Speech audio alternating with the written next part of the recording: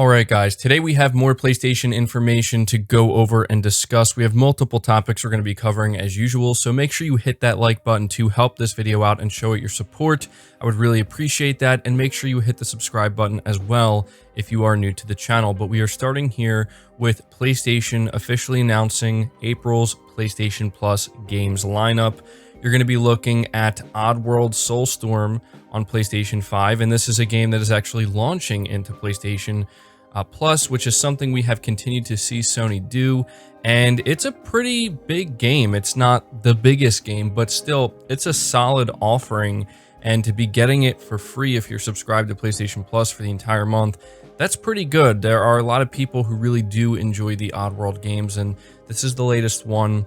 I believe it's a PlayStation console exclusive, so yeah, look forward to that. On PlayStation 4, you're going to be getting Days Gone and Zombie Army 4 Dead War. Both are great games. Both are games that I've played. I've seen a lot of conversation surrounding Days Gone where people are complaining because they're saying, isn't Days Gone part of the PlayStation Plus collection? Therefore, this is a bad game to put into PlayStation Plus.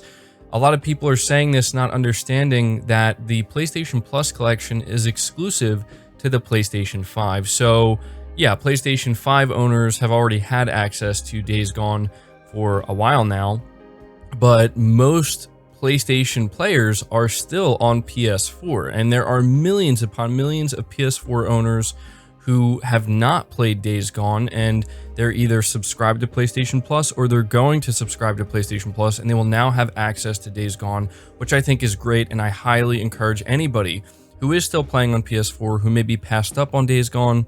If you are subscribed to the service, make sure you play it. It's a phenomenal game. I can't recommend it enough. So I just wanted to clear that up. And talking about Zombie Army 4 here, another great game. It's actually really fun. I did play this game. I did beat it. It's a great co-op game. I highly recommend playing it with some friends.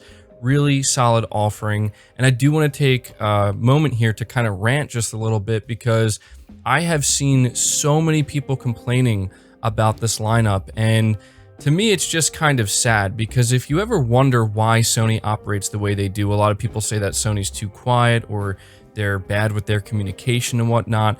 This is why. It's because they put out a really great month like this, and I'm just gonna say it. April's PlayStation Plus lineup, this is a great month. These are all great games you're getting.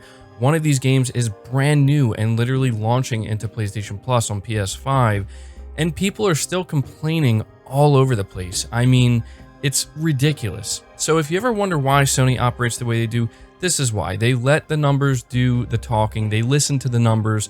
They're not listening to people's complaints, because how could they? If you go check the comment section on this Twitter post, it's just absurd, the amount of people that are complaining, making it sound like Sony basically announced that you're not getting any PlayStation games for the month of April. It's pretty crazy, so I just have to give Sony a lot of credit here. They have been absolutely destroying it in a good way every single month with PlayStation Plus, and this is probably a side effect from Game Pass and the value that Microsoft is trying to put into Game Pass. I think it's keeping Sony on their toes. This is definitely, I think, something that is making Sony continue to try to add even more value month over month to PlayStation Plus. So definitely a good thing there. That's the competition I like to see. But now I'm going to talk a little bit about Dreams as well as Media Molecule. We have a pretty significant update on the future of this game as well as Media Molecule that I wanted to take some time to go over. I haven't seen too many people talking about this, but I do think it is important because Media Molecule is a studio that PlayStation fans love, and we obviously don't want to see anything bad happen. We want to know what's next for them, right? So it says here in an interview with Kotaku, Media Molecule's studio director, Syoban Reddy, has stated that Sony is set to continue investing in Dreams as a platform. Sony is really behind what we're doing and are investing in the studio to grow, highlighting the expansion of live updates and content for the game, ensuring the experience is consistently getting updated. Multiple new hires and editorial staff have also been brought on to ensure players are able to find the best dreams, and work is being done to improve curation. Reddy then goes on to say that the goal of allowing creations to be played and experienced outside of the game and Sony's ecosystem is still being worked on. It's complicated, and we have to do it in the right way, and we have to do it in the way that works with Sony because we are a big organization. So I think for ages we've been saying to the community, we're working on it, and we're still at that point. Overall, these are all exciting notes and encouraging, as it means that Sony isn't going to get up and abandon the game or shut down Media Molecule. And that's a big reason why I wanted to talk about this with you guys, because ever since Dreams released, we haven't really heard all that much about it. I think Media Molecule's been doing the best job they can to continue to support it. And it will be very interesting to see what they do, like if they're going to bring Dreams to PS5, which I think is the most logical next step, but maybe even port it to PC. I feel like this is one of those games that would thrive on PC and frankly should be there, right? Like I know that there are a lot of PlayStation fans who don't want to see Sony's exclusives go to PC, but I think everybody can agree that Dreams is just one of these games where it's different, and I think it should frankly be available everywhere because of the amount of potential it has to be its own platform.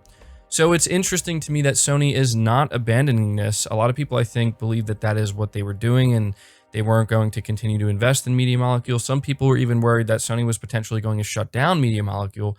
But this is all, in my opinion, confirmation that none of that is happening. It's only good things happening. It's just going to take a little bit of time. So we will see what is next for Dreams. Let me know down in the comments below. Are you still playing Dreams? Do you check on it from time to time? I'm going to be interested to see who is still playing this game. I do want to move on from that though and just give everybody an update on Kojima Productions and what's going on, because yesterday we talked about the composer who worked at Kojima Productions, Ludwig Forssell, as he was teasing some type of announcement, and it turns out that it was a personal announcement that he's actually departing the studio to become freelance, which is interesting. You know, I think that he did a great job with Metal Gear Solid 5 as well as Death Stranding, and it will be interesting to see what he does next. But he did confirm that that's what he was teasing, and I don't blame anybody for maybe thinking that it was something bigger, something not actually related to a personal announcement. I think that that's totally understandable. But what was really funny is I came across this tweet where he says, seriously, if you saw my tweet yesterday and immediately thought Xbox confirmed, etc., you need to effing check yourself. And I just laughed out loud when I read this, because it just goes to show like how intense Xbox fans have become since the Bethesda acquisition. And we did see that Phil Spencer had the Ludin statue next to the Xbox symbol behind him when he was on a call. So I can understand why some people may have thought that there was something behind this, but I mean, there were people jumping to this idea that, oh, Ludwig Forssell is confirming that Microsoft is going to acquire Kojima Productions, or that Death Stranding is coming to Xbox, and it's like, none of those things I think are going to happen. I think it's just totally unrealistic to expect that. I feel like when it comes to, you know, the idea of, oh, this maybe has something to do with a PS5 port of Death Stranding, that makes a lot more sense. I mean, obviously, an individual like Ludwig Forssell isn't going to be the one to announce that, but still, like, I think that's kind of rational thinking, right? To where it's just like, you see these people, they're just kind of coming out of the woodwork and they're just like freaking out on this man here saying, oh, you know, like, you're teasing that Kojima Productions is going to get acquired. And don't get me wrong, like, I've seen it on the other side as well, where, you know, there are PlayStation fans believing that, you know, he's pretty much confirming that Sony's going to acquire Kojima Productions. But even then, that's more realistic, right? Like, that's more rational. But I just couldn't help but laugh at this, man. Like, I was really laughing when I saw this. Like, he's just done, man. He's just done with dealing with all of the Xbox fanboys that are just kind of, you know, blowing up his Twitter, I guess. So I just wanted to take a moment to highlight that. I thought maybe some of you would find it funny, but I also wanted to update you and let you know that, you know, whatever Kojima Productions is working on, whether it's a PS5 version of Death Stranding or a new IP or a horror game or anything like that, we're gonna have to wait a little bit longer before we find out what that is. So I wanted to close out this video by talking about CD Projekt Red and Cyberpunk 2077, because there were some interesting things that were revealed recently. CD Projekt Red's SVP of Business Development MN is what I will call him because I will butcher his name if I try to pronounce it, suggested during an investor call yesterday that Cyberpunk 2077's PlayStation Store delisting is impacting sales on other platforms as well. After CD Projekt Red clarified that Cyberpunk 2077's PSN reinstatement is Sony's decision, the studio was quizzed about the game's sales. While he didn't provide any numbers, he did say that sales will be driven by two main factors: the release of Cyberpunk's next-gen version and its PSN status. He then added that Sony's decision is an important one because it will influence purchasing decisions on other platforms. As far as Cyberpunk sales for this year are concerned, first of all, I believe they will be driven by two major elements that we keep working on. First, patching and updating the game, and this should also result in coming back to the Sony store. Obviously, Sony's decision is much awaited by many gamers, and we believe it may also influence purchasing decisions of not only those playing on PlayStation, but also on other platforms, so this is important to us. Now, I had to take a moment to talk about this because it just goes to show how detrimental this has been for Cyberpunk and to CD Projekt Red. For those who have been following the channel, since the time Cyberpunk launched, you know that I was in full support for Sony's decision to remove this game from the PlayStation Network. I think it was honestly the right thing to do. The game was completely broken, and in many ways it's still broken. And I think that it's very interesting that they are kind of in a position, CD Projekt Red, where they need Sony to bring the game back. And they're seemingly trying to work really hard to make that happen. And, I don't know if Sony is going to take this hardline stance where it's like, yeah, we're just not bringing your game back. I don't think they're going to do that. That would be a little bit too intense in my opinion. But I do think that they are going to hold them to a pretty high standard where it's like, you need to get your game like at 100% and then we'll bring it back. And so, if anything, this is a good thing. I mean, I know that some people don't see it that way, but this is a good thing because I think what Sony did here truly is helping the industry.